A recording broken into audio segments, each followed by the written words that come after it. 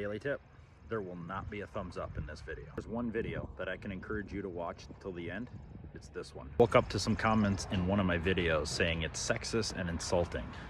We need to talk about it. I will attach the video that is in question at the end of this little clip here. Between Instagram and TikTok, we have over 400,000 women followers. YouTube, I have 16,000. Of those 16,000, only 7% are women. Wake up in the morning looking for something to be pissed off about or be insulted by. This isn't the place for you. 400,000 women follow these accounts because of the empowerment that they can have by learning how to do these things. Find the videos that I'm creating sexist or insulting, leave.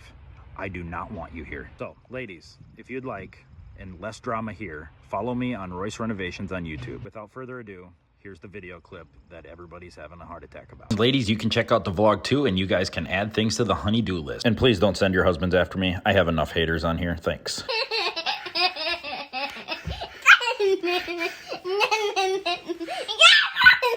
Another daily tip. Let's learn how to get rid of those old light switches. Turn the power off, remove the faceplate, cut it so the paint doesn't chip, remove the outlet.